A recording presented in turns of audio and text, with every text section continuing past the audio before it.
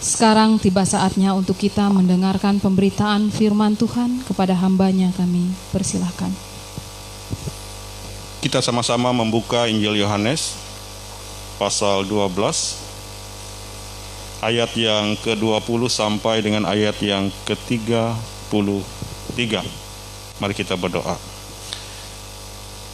Tuhan, kami mengucap syukur dan terima kasih karena kami boleh kembali menikmati minggu hari ini bersama-sama dengan orang-orang yang ada di sekitar kami. Terima kasih Tuhan jika Tuhan izinkan kami melangkah dan bisa datang beribadah, bisa bersama-sama bersekutu, berkumpul satu dengan yang lain dalam kesempatan ini. Kami bisa bersama-sama menyaksikan kebaikan Tuhan. Walaupun kami menyadari kami datang di tempat ini, mungkin masih banyak beban yang ada di pundak kami, bahkan di kehidupan kami. Tetapi kami mau mengatakan terima kasih karena Tuhan izinkan kami boleh bertumbuh. Dengan segala tantangan dan pergumulan kami tetap kuat. Walaupun mungkin keadaan kami tidak sempurna, tetapi kami mau mengatakan terima kasih Tuhan karena Engkau membuat kami hidup boleh berguna bagi diri kami dan orang-orang di sekitar kami. Hamba-Mu yang akan membacakan firman-Mu, Engkau berkati. Sidang jemaat-Mu yang mendengarkan Tuhan berkata-kata, Tuhan berkati. Hamba-Mu terbatas untuk menyampaikan firman Tuhan. Tapi biarlah Roh Kudus Tuhan yang tidak terbatas, itu yang akan berbicara kepada hamba-Mu, kepada kami sidang jemaat-Mu, melewati pikiran perasaan kami. Berfirmanlah Tuhan, hamba-Mu, kami semua siap mendengarkan firman-Mu Tuhan. Isi hati Tuhan berbicara kepada kami. Amin. Saya akan membacakan untuk kita. Di antara mereka yang berangkat untuk beribadah pada hari raya itu, terdapat beberapa orang Yunani. Orang-orang itu pergi kepada Filipus yang berasal dari Betsaida di Galilea, lalu berkata kepadanya, Tuhan, kami ingin bertemu dengan Yesus. Filipus pergi memberitahukannya kepada Andreas. Andreas dan Filipus menyampaikan pula kepada Yesus. Tetapi Yesus menjawab mereka katanya, telah tiba saatnya anak manusia dimuliakan. Aku berkata kepadamu, sesungguhnya jikalau biji gandum tidak jatuh ke dalam tanah dan mati, ia tetap satu biji saja. Tetapi jika ia mati, ia akan menghasilkan banyak buah. Barang siapa mencintai nyawanya, ia akan kehilangan nyawanya. Tetapi barang siapa tidak mencintai nyawanya di dunia ini, ia akan memeliharanya untuk hidup yang kekal. Barang siapa melayani aku, ia harus mengikut aku, dan di mana aku berada, di situ pun pelayanku akan berada. Barang siapa melayani aku, ia akan dihormati Bapa. Sekarang jiwaku terharu, dan apakah yang akan kukatakan? Bapa, selamatkanlah aku dari saat ini.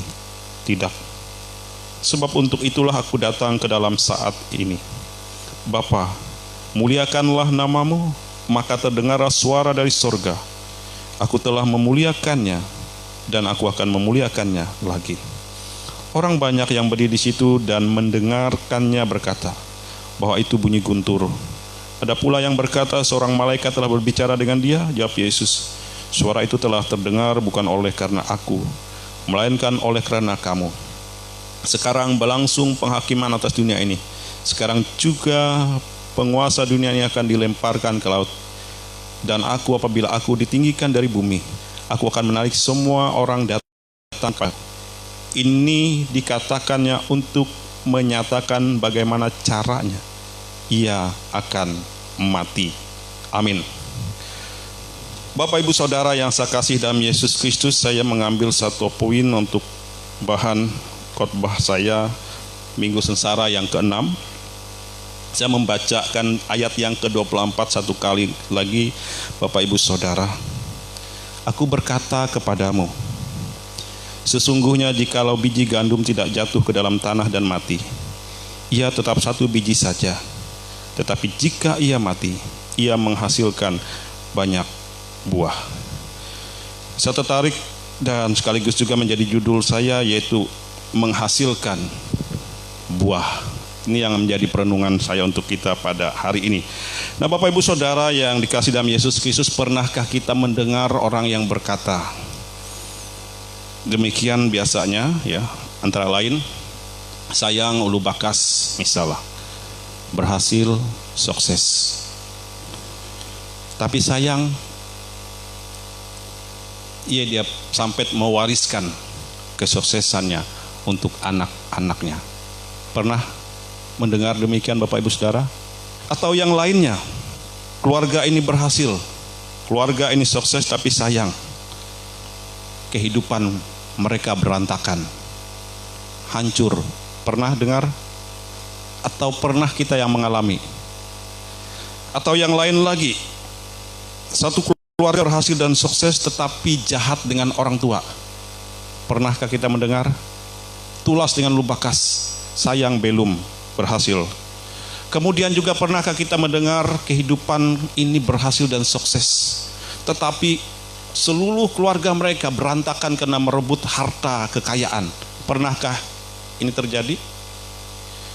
Pernahkah kita juga mengalami dan melihat ada orang yang sangat kaya dan berhasil dan sukses dalam hidupnya tetapi masih serakah? Pernah? Selalu merasa kurang. Contoh, orang yang korupsi ditangkap secara materi miskin atau tidak? Kaya. Tapi kenapa mereka masih saja korupsi misalnya, ya? Masih saja memeras, ya. Nah, sukses, berhasil, kecenderungannya hanya lebih berpusat kepada aku. Sukses atau berhasil dari pengalaman ini hanya lebih berpusat kepada amun dia aku metu jite. Selalu berpusat pada akunya. Jika tidak aku dan tidak aku, tidak akan mungkin. Nah, tapi berbuah itu berbeda. Berbuah itu selalu berbicara tentang mereka. Berbuah itu selalu berbicara tentang kamu. Berbuah itu selalu berbicara tentang kalian. Di Alkitab kalau kita melihat banyak orang yang berhasil secara sosial, secara posisi, sukses. Misalnya cerita yang terdapat juga dalam Injil Yohanes ini, Nikodemus. Secara sosial dia pemimpin agama, karena waktu itu orang yang duduk pada posisi pemimpin agama secara struktur sosial dia derajatnya tinggi. Secara ekonomi dia baik. Segala kebutuhan hidup rumah tangganya terjamin waktu itu. Tetapi ada yang kosong di dalam dirinya sehingga dia ingin menjumpai Yesus malam-malam. Karena dia malu dikelihatan orang karena menjumpai Yesus, ya. Walaupun dia memiliki sebuah kekayaan, jabatan, posisi yang baik dan dihargai, dihormati, tetapi dia masih merasa kurang. Nah, Bapak Ibu Saudara, apa artinya sebuah kesuksesan? Apa artinya sebuah keberhasilan ketika kita tidak bisa menjangkau surga itu dalam diri kita?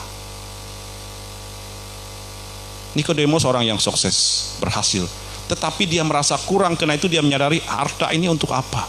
Jabatan ini untuk apa? Toh kalau aku pun tidak merasakan sesuatu yang luar biasa di dalam hidupku, artinya dia masih belum berbuah. Sakeus, orang yang sangat kaya, karena dia memungut pajak.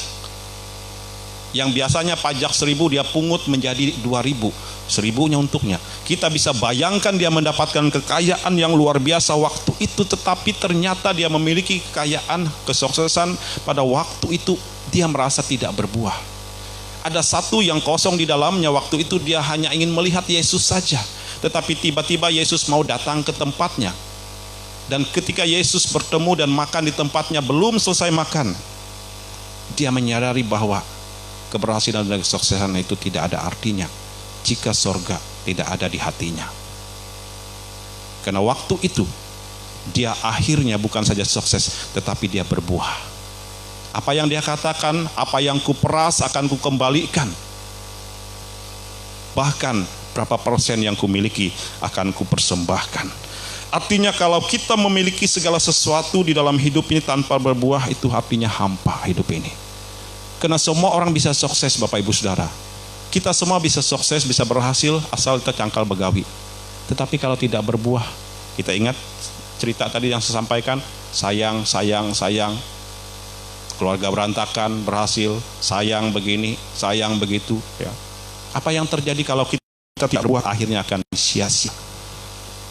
Nah, beda orang yang berbuah dengan orang yang sukses. Kita bisa melihat cerita Alkitab lagi. Kisah orang kaya yang sukar masuk ke dalam kerajaan sorga. Bapak Ibu Saudara bisa mengingat ceritanya dalam Markus pasal 10 ayat yang ke-21.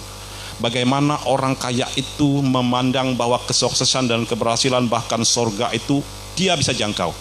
Tuhan, bagaimana cara saya memperoleh hidup yang kekal?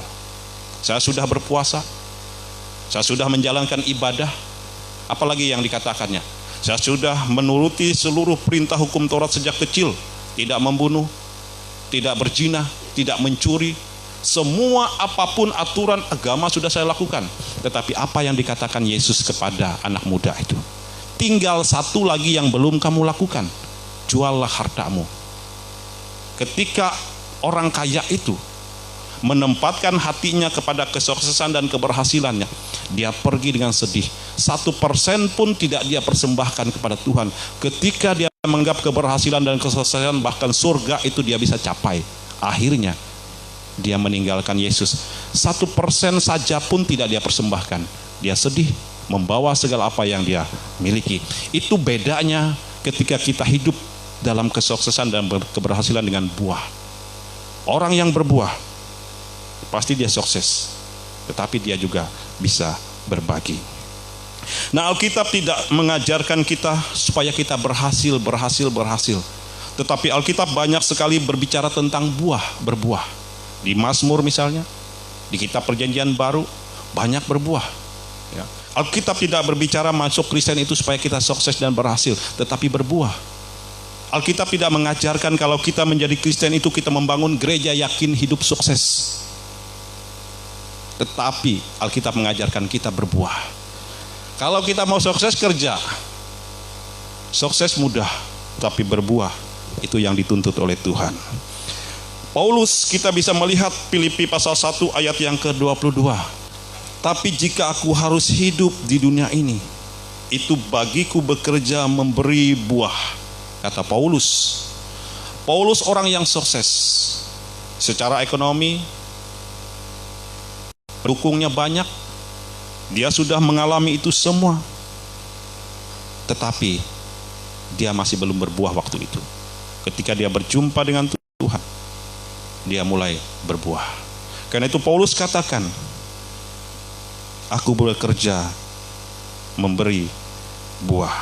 Untuk berbuah kita akan belajar melewati proses. Alkitab sudah mengajarkan kita hari ini, yang saya baca tadi dalam ayat yang ke-24, bagaimana kita bisa berbuah. Kalau kita tidak mati dulu, kita tidak akan bisa berbuah. Sorga ada, mungkin bisa dicatat ya. Sorga ada itu bukan sekedar untuk menyelamatkan saya dan saudara supaya kita selamat. Sorga Tuhan ciptakan itu bukan sekedar untuk menyelamatkan kita ke sorga, tetapi sorga itu ada supaya kita hidup di dunia ini semakin matang dan berbuah. Itu sebenarnya sorga itu pasti, tetapi hidup di dunia ini bagaimana kita bisa matang dan berbuah. Saya tadi mau membawa kopi, terlupa lagi di pastori, tertinggalan gelasnya, jadi saya mau bolak-balik ya. Ada biji kopi, juga ada bubuk kopi ya. Bapak Ibu Saudara, ada biji kopi. Biji kopi itu tidak akan nikmat kalau dia masih bijinya ya. Baru akan nikmat kopi itu kalau dia sudah menjadi bubuknya. Betul tidak? Tetapi proses kopi itu menjadi nikmat dan menjadi bubuk itu tentu dia harus amun huang itah ngaju inempe, dihancurkan. Setelah dihancurkan apa Bapak Ibu Saudara? Mungkin ada yang digoreng ya, dipanaskan. Ya. Nah, untuk mendapatkan nikmatnya kopi dan bisa kita nikmati, maka prosesnya dia harus mengalami hancurnya buah kopi menjadi bubuk. Proses itu kita bisa melihat bahwa Kopi untuk mendapatkan kenikmatannya dia harus meninggalkan wujud aslinya kopinya. Dia harus rela hancur supaya kita bisa menikmati nikmatnya kopi. Tahu lah kita mihop kopi mon biji-biji ya. Dia tahu. Maka untuk bisa menikmati aroma kopi yang sesungguhnya, maka topi itu harus ditumbuk, hancur. Wujudnya pun tidak kelihatan lagi. Kopi harus merelakan hancur, yang penting kita bisa menikmati nikmatnya kopi. Nah, Bapak Ibu Saudara yang saya kasih dalam Yesus Kristus, ya. Yesus ganteng tidak Bapak Ibu Saudara? Tapi ketika disalib, dicambuk, kenalkah kita wajahnya? Dia dipukul, disiksa, dicambuk, dicabik-cabik, semua mukanya berdarah. Sehingga kita tidak lagi mengenalnya, bahkan di Alkitab dikatakan. Bahkan seorang pun tidak mengenal wajahnya lagi. Untuk mendapatkan buah keselamatan itu, maka Yesus harus merelakan wajahnya yang tampan itu hancur. Dia mengatakan kepada orang, inilah dagingku. Dia rela dipecah-pecahkan. Inilah darahku. Dia rela supaya apa Bapak Ibu Saudara? Supaya saya dan kita semua mendapatkan berkat keselamatan daripada Tuhan. Tetapi untuk mendapatkan itu prosesnya sangat ngeri sekali. Dia harus mengalami siksaan, memikul salib sendiri, dicambuk, mukanya pun tidak kelihatan. Kita bisa bayangkan Paulus Bapak Ibu Saudara, kalau dia waktu itu hanya sampai pada saat tahap sukses berhasil, dia mungkin menjadi orang kaya tadi. Dia tidak mau capek-capek memberitakan Injil. Untuk apa sih capek-capek? Toh saya bisa menikmati makan tidur di rumah. Toh saya tidak harus dihukum, tidak kehujanan, tidak mengalami hinaan dan sebagainya. Tapi kalau Paulus berpikir sukses saja waktu itu Bapak Ibu Saudara, Injil sampai Kalimantan Petak Bahandang ini tidak akan diberitakan. Kalau rasul-rasul waktu itu berpikir hidup mereka pada sukses dan berhasil saja, maka mereka waktu itu bisa menikmati keluarga, makan enak, bekerja nelayan, dapat ikan. Tetapi semua yang terjadi, yang dilakukan oleh murid-murid waktu itu, semuanya mati tanpa pernah diobati secara medis dan baik. Paulus harus dihukum, disalib, dipancung, dicambuk, dilemparkan semua murid-murid Yesus. Tidak ada mati yang normal. Kalau mereka memiliki keakuan mereka menganggap bahwa sukses itu cukup menikmati hidup, maka kita tidak akan pernah bisa mengenal Injil sampai hari ini. Kalau kita tidak mati dan merelakan diri kita dibagi-bagi, kita tidak akan bisa berbuah. Bapak Ibu Saudara, hidup ini kalau hanya menikmati indahnya hidup ini, kita hanya sampai pada sukses, berhasil, tapi kita belum berbuah. Saya sampaikan pada anak-anak muda kemarin, pernahkah kita putus cinta? Mereka bilang pernah. Pernah dikecewakan oleh teman yang main belakang? Pernah. Pernah ditipu oleh sahabat, dibantu teman, kita minta bantu, mereka susah sekali. Pernahkah kita Bapak Ibu Saudara, kita pernah kecewa melihat belum beruntung? Kita pernah disakiti? Sakit tidak Bapak Ibu Saudara? Kita dikecewai. Sampai berdarah tidak? Tidak. Tidak sampai berdarah ya. Paling hanya hati saja. Tapi kita bisa lihat Yesus. Pernahkah Yesus dikecewakan? Pernah. Pernahkah dia dihianati? Pernah. Pernahkah dia diludah? Pernah. Apa namanya itu? Semacam diolok-olok, dilecehkan. Pernahkah dia kecewa? Kecewa aku dengan Pendeta Robi. Kecewa aku dengan Indo Perdi misalnya. Kecewa aku dengan misal Pak Yatro. Kecewa aku dengan yang lainnya. Pernahkah dia kecewa? Tidak ada. Yesus mengalami berbagai luka dan sakitnya yang dia alami. Tetapi satu kata pun dia tidak pernah kecewa. Aku akan pergi ke gereja lain. Aku akan mencari manusia yang lain. Aku bisa menciptakan batu untuk menyembah aku. Tidak dilakukan oleh Yesus. Dia tetap mengasihi orang yang pernah membencinya. Bahkan Petrus sendiri yang menyangkal dia tidak pernah mengutuknya. Tetapi dia berkata di salib, ampunilah, sebab mereka tidak tahu apa yang mereka perbuat. Karena itu Yesus mati supaya bisa berbuah. Karena itu Bapak Ibu Saudara, kalau kita hanya sampai hati, jangan pernah kecewa. Karena orang kecewa, dia hanya sampai sukses dan berhasil. Yang lebih dominan ketika sukses dan berhasil adalah akunya. Tetapi kalau kita berbuah, kita matang. Sesakit-sakitnya orang menyakiti kita, tetapi kita akan membeli rasa yang nikmat. Itulah buah. Buah tidak pernah menikmati buahnya sendiri, tetapi kitalah yang menikmati. Karena itu jangan pernah kecewa. Sakit hati, sesakit apapun dalam hidup ini, tandanya kita sedang menceritakan sorga untuk berbuah di kehidupan kita. Tuhan memberkati firman-Nya. Amin. Oh ya, Bapak Ibu Saudara, saya undang kita berdiri dulu sebentar. Berdiri di tempat saja ya, saya undang dulu kita berdiri ya.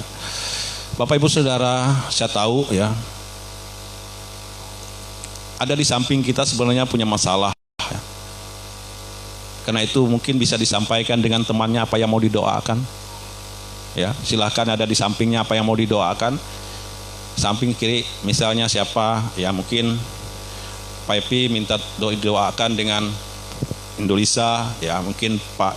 Kita tidak tahu, ada saja pergumulan di samping-samping kita yang kita tidak tahu, ya bilang ini doakan saya. Ya. Saya terbatas Bapak Ibu Saudara mengetahui apa yang ada di hati kita, tapi yang pasti adalah bahwa silahkan saja minta. Misalnya Rio dengan Bapak bisa didoakan, silahkan bilang doanya. Siapa tahu ada yang sakit hati, sedih, minta didoakan. Ya silahkan, saya kasih waktu beberapa detik. Ada yang mau didoakan, ya silahkan didoakan. Oke, sudah. Saya tahu kita punya masalah dan pergumulan yang sama, ya. Kadangkala tidak ada orang yang peduli. Sesungguhnya hari ini ada yang peduli sebenarnya, yang mau mendoakan kita, ya. Seringkali kita menganggap orang tidak peduli dan acuh. Sesungguhnya kita ada dengan orang-orang yang peduli dengan kita. Saya pimpin kita doa Bapak Ibu Saudara. Mari kita bersama-sama doa dan silahkan mendoakan apa yang menjadi pergumulan masing-masing Bapak Ibu Saudara. Mari kita berdoa dalam kesempatan ini kepada orang-orang yang mungkin tidak beruntung dalam hidupnya. Pada sidang jemaatmu yang juga mungkin dalam kekurangan, kesulitan. Pada sidang jemaatmu yang dalam keadaan duka, kesedihan, kebimbangan, keraguan, ketakutan, kecemasan. Hamba-Mu dan kami semua berdoa Tuhan, agar mereka dipulihkan dan dikuatkan dan mendapatkan ketetapan hati. Kami berdoa untuk kami yang hadir saat ini, Tuhan berkati dan jamah kami. Kami menyerahkan ya Tuhan, setiap pribadi lepas pribadi kami, agar kami boleh matang, berbuah di dalam hidup dan keberadaan kami. Terima kasih Tuhan jika Engkau mendengarkan seluruh hamba dan doa permohonan hamba-Mu dan kami semua minggu ini. Dan doa ini kami naikkan hanya di dalam nama Yesus Kristus yang mengajarkan kami berdoa. Bapa kami yang ada di sorga, dikuduskanlah nama-Mu, datanglah kerajaan-Mu, jadilah kehendak-Mu di bumi seperti di sorga. Berikanlah kami pada hari ini makanan kami secukupnya, dan ampunilah kami akan kesalahan kami, seperti kami juga mengampuni orang yang bersalah pada kami. Dan janganlah membawa kami ke dalam pencobaan, tapi lepaskanlah kami pada yang jahat. Karena Engkau punya kerajaan, kuasa, kemuliaan sampai selama-lamanya. Amin.